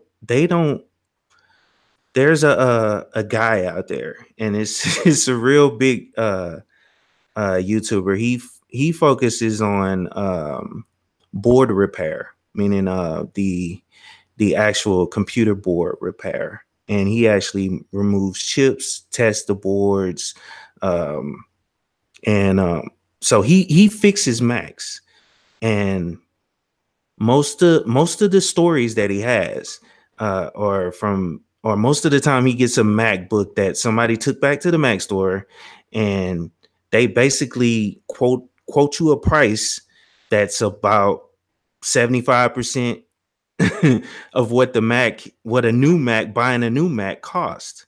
You know what I'm saying? And so their repair port needs to be fixed, in my opinion, and their and I don't know, it's just, I don't know, you can get the same thing from a HP, if you spent the right amount of money. And for a cheaper price, you can get a computer that's has the same specs as a MacBook. It's just it's all right. Mac, in my opinion, is kind of like a fad. It's kind of like wearing Gucci or wearing Louis Vuitton or something. It's kind of like a fad. I mean, it's supposed to be the top of the line, but some of the fabric you can find in Walmart. You see what I'm saying? So, I mean, it's a lot. I mean, Intel, they use Intel processors, even though they're trying to go away from it. Intel, you can buy Intel processor in HP, and the i7, the Ryzens, and all those high-end processors. So I mean, it all depends on what you're trying to do, and most people that have something specific that they're trying to do, they'll look into the option of building something. So if you kind of do the research and kind of figure out what you're looking for, you can go on the forum boards. Forum boards are real big as far as explaining the specs and based on what you're trying to do, it'll help you with formulating what type of computer you want to build and what specs you need to get. So what do you think is the most someone should be spending on a computer? Like, I mean, what's the most you should spend just on let's say you just want like a laptop or a PC, just to have a computer. You're not into the tech, you're not a tech person. You just want a computer, I don't know, so you can go on Facebook or something. And because most people that have computers, believe it or not, the only thing they do is media on them. See, me, I have computers in my business that I have to, deal with accounts payable, accounts receivable. I have to do my taxes. I have to do my routing. I have to do payroll. I have to do all that shit on those computers. But most people that have computers, they don't do shit on them except go on the internet. Yep. Those other programs and shit just lay dormant in there. So if you're an average person like that only uses the computer, to go on Facebook and Instagram and shit, what's the most should you be spending on a computer? $200, maybe $300. That's in a nutshell, about $200 to $300. You can get a good Chromebook, $200, maybe $300 at the most, and that'll serve you just fine versus spending $1,200 on a MacBook Pro or whatever, and you're never gonna really use it to its full potential. Yeah, you only use it for Instagram. So yeah. And nowadays most people use they use their phone more than anything. Yep. You know, so Yep. So the most we should be spending $200-300. Do y'all hear that? Don't spend more than $300 on a computer, especially if all you do is go on Instagram, Twitter, Facebook, and this damn YouTube right here. You don't need to be spending no $1,200 on a computer that you ain't gonna do shit with, except freaking put your dumbass selfie photos up on your damn Facebook page. Let me go ahead. And just the point that's why the cell phones are going up and up and up, because that's what most people are using, and people are not buying as many laptops and computers as they used to back in the past. Wow. Well, let me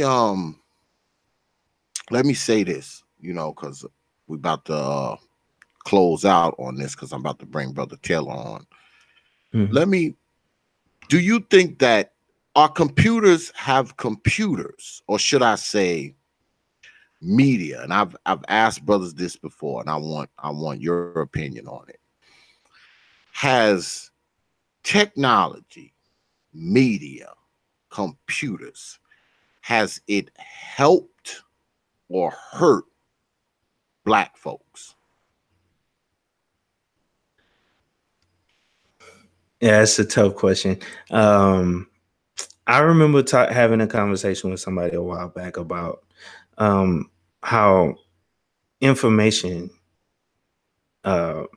is being, like, as far as news goes, is being disseminated at a very rapid pace now.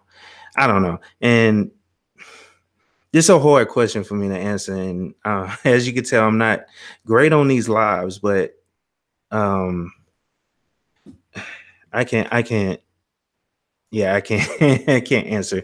I remember having a conversation with somebody about this a while back. I just don't.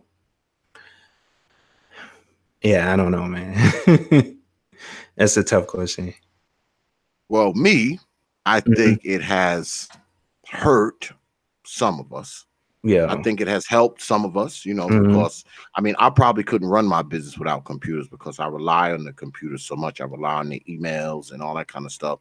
I rely on my spreadsheets. I rely on it for payroll and, all that kind of stuff, and my routing and all that kind of nonsense. So I think, oh, I'm sorry. Go ahead. Oh, I'm sorry, man. No, go ahead. No, I think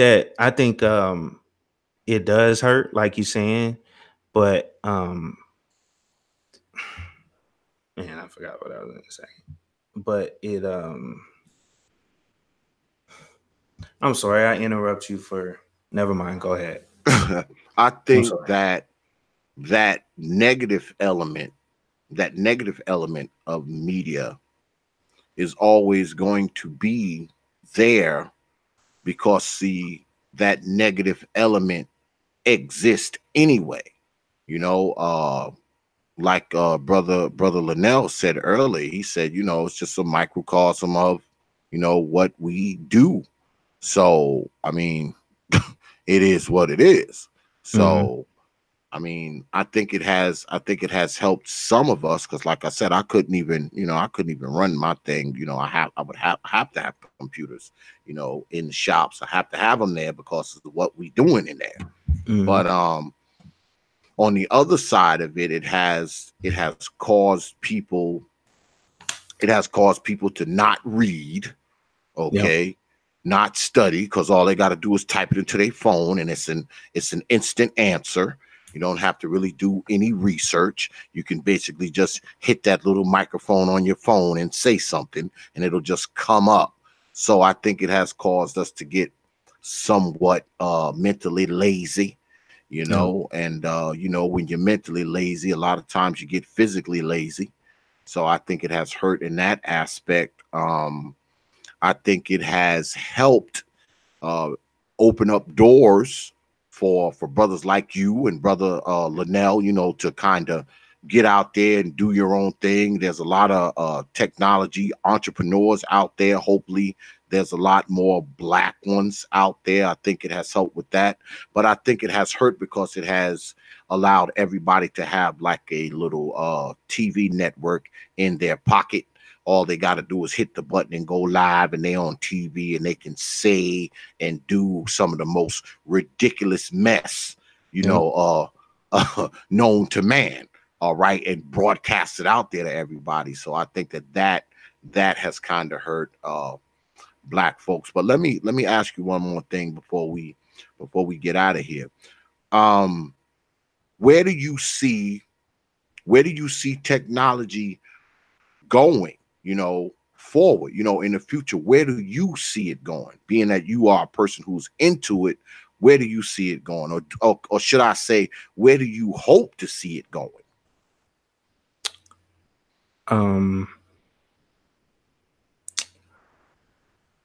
I see it, taking over a lot of industries. Like, for instance, and I'll just give you this one example. I was walking through Walmart one day, and you remember how back in the day they had that scanner, and people would walk around and they would scan, the managers would go around and scan and then count the inventory. Well, they have this little robot that I saw. It's not a little robot. It's almost like one of those floor cleaner type things that you push, like kind of tall, and it has the LEDs on each side of it, and it scans both aisles and count the inventory that's on the shelf, and it happens, in a matter of minutes. So I think it's gonna, kind of take over a lot of, similar to what Lynell said earlier, the low-hanging fruit jobs. That's all kind of going away. And so, I mean, sorry to reuse his talking point, but that is, one thing I see going away that will be, kind of taken over by AI and all that type of stuff. So, I mean, now whether it's a good thing or a bad thing, I don't know. Who knows? Yeah. So people better learn how to program them damn robots, because them robots gonna take your damn job from at Walmart and Target. Exactly. You know the people who stock the shelves and all that kind of shit, like Brother Lynell was saying. You better learn how to program them damn robots, because see, in another 10 years, they gonna be doing that shit. They ain't gonna need you. And guess what? Robots don't want days off, vacations. They don't want a raise. They don't want a lunch break. They gonna come to work on time every day. They gonna stay till the store closed. Shit your black ass ain't trying to do. Come on time and do your damn job the way you supposed to do it. So you better look like learning to program them damn robots, because in about 10 years, it's going to take your damn job that you have at Walmart, and they probably won't even have one of them stupid looking smock vests on while they're doing it. I appreciate you coming through, Brother Josh, man. I was trying to get you on. I was trying to get us together last week, get you on last week, but we got our damn signals crossed. But yeah, man, I hope this ain't the last time you come on, brother. I'm trying to get the whole Black Brain Trust on at some point, and it would be nice, man, to have you, come through as well, man. We make the whole technology business kind of thing, so, make sure, man, this ain't your last time, man. Oh yeah. You're always welcome here at T.P.O.T, man. All right. I appreciate it. Thank you so much, man. No, Thanks man. for having me. Thank you, man. You brought some light to some shit, man. Now I don't have to think about buying this Mac, because I've been kind of considering it. But now I'm like, you know what? Fuck that Mac.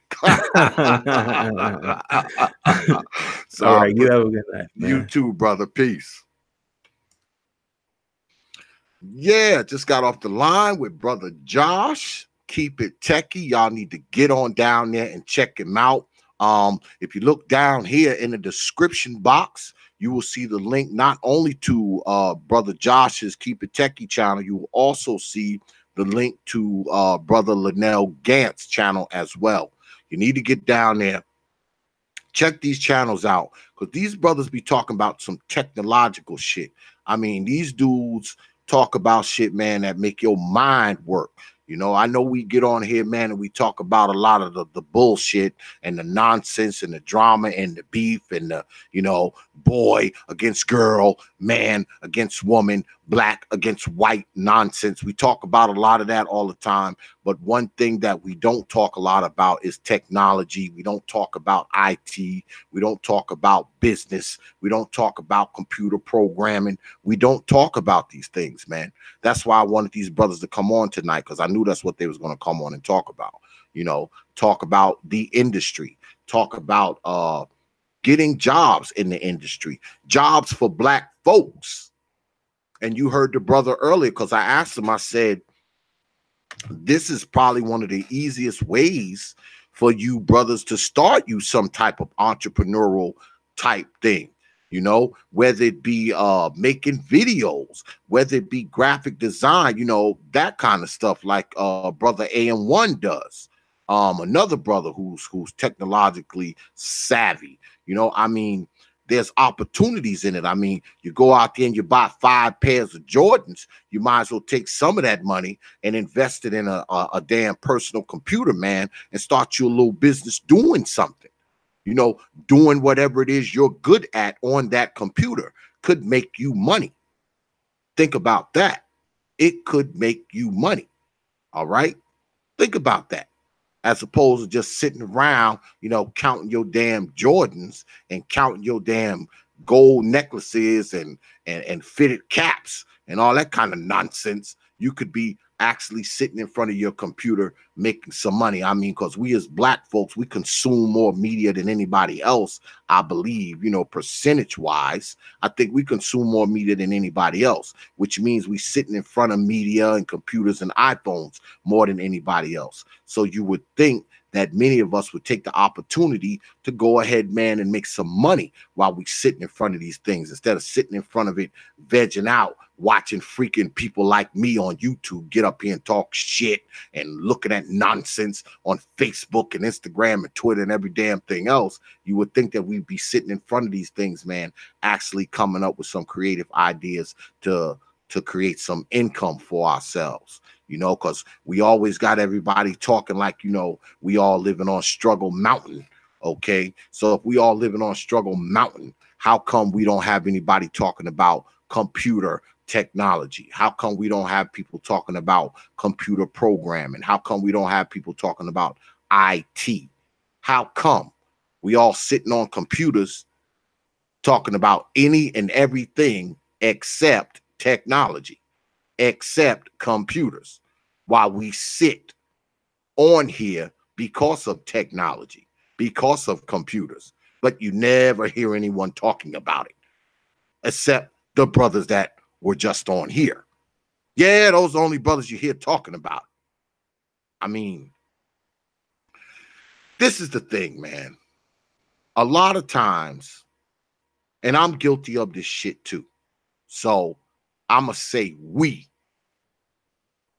I'm guilty of it too. We get on here and we talk about shit that ain't going to do anybody any good. Doesn't teach anybody anything. No one gains anything from it. No one's enlightened from it. No one benefits from it. No one can look at it and then take what they saw and go apply it to their lives. Most of the shit we hear on here, man, is like that. There's no life applicable shit. Most of the shit that comes out of here ain't life applicable, man. And I know people will get mad because I said that, but they know it's true, man. A lot of the shit that we talk about on here, man, ain't applicable worth a damn. So when you have brothers who come up and actually talk about life applicable things, you would think that more people would be paying attention, but they're not. They're not. They don't give a shit. They don't care. It's not funny enough. It's not dramatic enough. It's not loud enough. It's not ghetto enough. It's not interesting enough. not realizing that the reason why your black ass can get on YouTube is because of people like Lynell and Brother Josh. They're the ones who make this kind of crap possible. Not people like us who just get on here and talk a bunch of shit all the time. If it was up to us, we wouldn't be able to do this. That's why I commend people like the Black Avenger, man. The Black Avenger is what it is, man. He done started a whole platform for brothers. And y'all need to get over there, too. You need to get over there and put your stuff on the Black Avenger, man. You need to do it. I say that shit because I got shit on there. I need to put more of my shit on there, actually, which I plan on doing in the days to come. But y'all need to get on over to Black Avenger because this brother has a platform. It's, like I always say, it's YouTube-esque. You can do the same shit. You can upload your videos. Ain't nobody gonna be over there flagging your shit. You don't have to worry about your channel being taken down. You don't have to worry about none of that. There's no censorship. There's none of that. The brothers can put their shit over there. They don't have to worry about the YouTube police. They don't have to worry about the Black Society police who don't like to hear what you got to say. You don't have to worry about none of that shit on Black Avenger. Get on over there to blackavengertv.com. Get on over there and get your shit on there too. Support the brother's platform because he built it for us. He built that for us. I think there's another one too. Black. I forgot what the other one is because I don't have shit on there. All my shit I put on Black Avenger. There's another one though. I think it's called Black Spot or something like that. Get on over there too. I mean, go support these platforms, man. Put your stuff on these platforms, man. Even if you don't put everything on there, put something on these platforms, man. Because guess what? The more people that are on these platforms, man, the bigger these platforms are going to get. Like I said, we're always talking about, oh, we need our own this and we need our own that. People have built that. Yeah, Black Junction. That's right, Brother Dollar Will. Black Junction. That's another one. Get on over there as well. Because like I said, we always talking about we need this, we need our own media, we need a black on this and a black on that. When the shit comes along, we don't even support the shit. We don't even support it. As much as we talk about we need it, when it appears, we don't support it. We act like it doesn't exist, and we keep talking about how we need it. I mean, I don't get it sometimes, man. I don't get us sometimes. So you need to get your ass over to Black Junction, Black Spot, and Black Avenger. Because you go to Black Avenger, you can catch up with OX over there, because I'm over there too. But anyway, good conversations tonight, man. I mean, I guess that's why the watch numbers are so goddamn low, because Negroes are scared they might actually learn something up in here tonight. I was gonna have Brother Taylor on, but he wrote me and he said he was on the move. He had to go. So I guess me and Brother Taylor, I've been trying to get Brother Taylor on here for about a month now.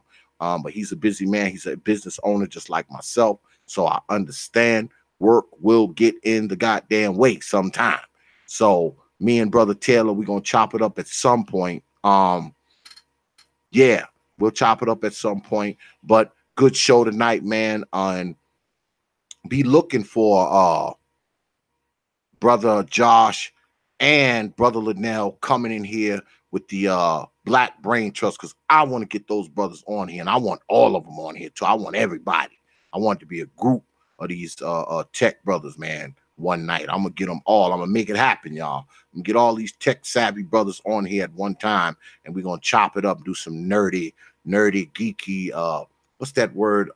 Brother Dollar will put in the chat. Blurred. Some blurred shit in here. I think that's what it was. We're gonna get some black nerdy shit in here. All right. I'm gonna make that shit happen because, see, to me, that shit's interesting. I mean, I was watching their videos, you know, earlier and yesterday, you know, so I know what to come at them with. And I was like, wow, this is some interesting shit, man. So I got to get on down there and check out the Black Brain Trust, you know, hopefully get on the panel. you know, and probably do more listening than talking because I'm not much of a tech guy to save my damn life. But yeah, I'm gonna get on down there, man, and check these brothers out, man, and see if I can open my mind. You know the shit I tell y'all to do. Get on down there, open my mind, man, and learn some, because I think I want to learn some of that code and shit, man. I think I want to learn for that. Oh, Brother Dollar Will says aim for Tuesday or Thursday or Sunday. Mostly BBT off now. Okay. Well, maybe shit. We might have to do a Sunday or a Thursday or something like that. Tuesdays is rough for me, man, because those are my extended days and shit. Those are my mobile days, man. I'm like out on the road on those days, and I don't be getting back into the damn house at like 11 o'clock sometime. Tuesday a bad day, but we can definitely do a Thursday or a Sunday. Absolutely.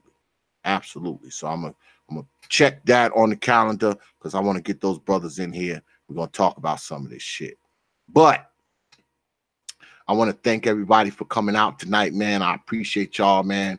I always appreciate y'all coming through here, man, every week, man, checking us out right here on the old Powers of Power. I appreciate you, man. I appreciate the people in the chat. I appreciate my moderators. And also, I appreciate you for showing up, watching, spending some time with us. And also, I appreciate my most distinguished guest tonight, Brother Lynell Ghant and Brother Josh from Keep It Techie. And I'll tell you again, look down in the description box. Go ahead, hit those links. Subscribe to those brothers' channels, watch their videos. Your black ass might just learn something. I'm telling you. So, with that, I want you to get on down there to the Prophet of Thought series on Facebook. You know what I'm going to say. Prophet of Thought, one word, series, the next word. That's the community page. That's our main page. You can always find out what's going on with the old T.P.O.T YouTube page there, and you can catch up with me there as well. Go ahead, leave me a message. I'm guaranteed to get back to you within 24 and 168 hours. Also, while you're there, get on down there to the Prophet of Thought series fan group page on Facebook. That's the Prophet of Thought series fan group page on Facebook. Go ahead, request to be a member. You're guaranteed to get in there quick. Don't worry about it. If you have any problems getting in the group, just drop old X line and I'll make sure you get in there. Like I always say, don't feel bad, because guess what? I don't admin shit. Other people do, and sometimes my shit get held for review when I put it on there, which is just ridiculous. Okay, which is ridiculous. So if you can't get in there, just drop me a line. I'll talk to my admins and they'll get you in there quick. Also, check us out on WhatsApp and Instagram. That's right, Prophet of Thought on Instagram. Leave out the series. Follow us on Instagram. You're guaranteed to get a follow back. And here we go again. The way I've been drilling y'all all this time about Twitter. I need you to get on down to Twitter. The handle is at T.P.O.T Media on Twitter. That's at T.P.O.T Media on Twitter. Go ahead, follow us on Twitter, because if you don't, I will haunt you in your dreams until Christmas. Once again, I want to thank everybody for coming out tonight. Good show. I actually learned something my own self. Make sure you hear tomorrow night, same time, same station, for DXL on the T.P.O.T YouTube page. Tomorrow, we're going to be talking about Mama's Boys, special guest Taz from Taz Exclusives. So you know it's going to be crazy up in here. And next week, you better be up in here next week, because next Thursday on DXL, we're going to have the one and only Dr. Umar Johnson going to be up in the house on DXL. So you better not miss that one. All right. He's going to be up here talking about FDMG. It's going to be a call-in show. You'll be able to ask Dr. Umar questions in the whole nine. So, you know, the phone lines will be up, and you'll be able to kick it with Dr. Umar if you like. So make sure you're here next week. All right. All right. So with that, I'll leave you with 3 words. like I always do, open your minds. And we are out of here, y'all. Let us open our minds. I know leadership don't need to run. Peace, folks. Me retaliate. If we don't stop, if we parade, they celebrate. Eat caviar, drink champagne. If we parade, they celebrate. At the death of a child, of a slave, out of a slave,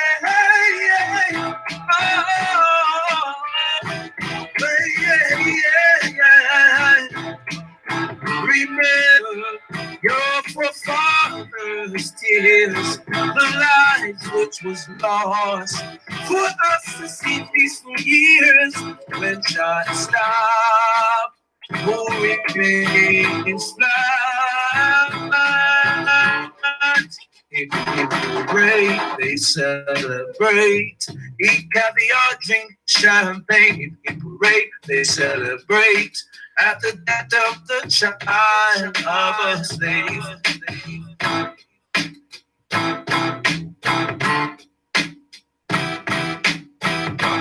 Proper thought. Open our mind.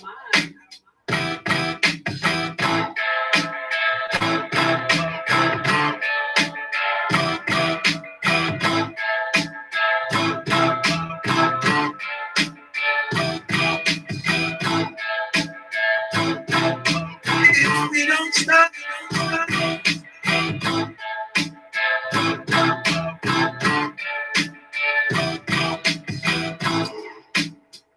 open our mind.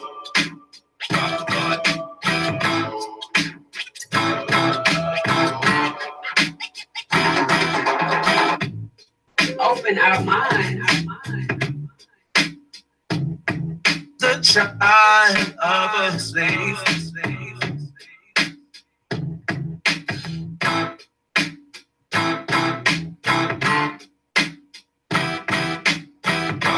Proper thought.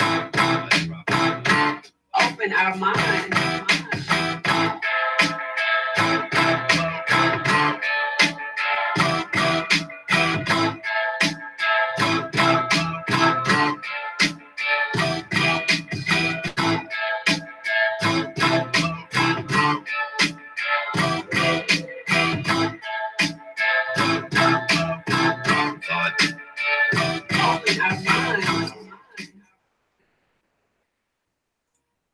Only from T.P.O.T. Open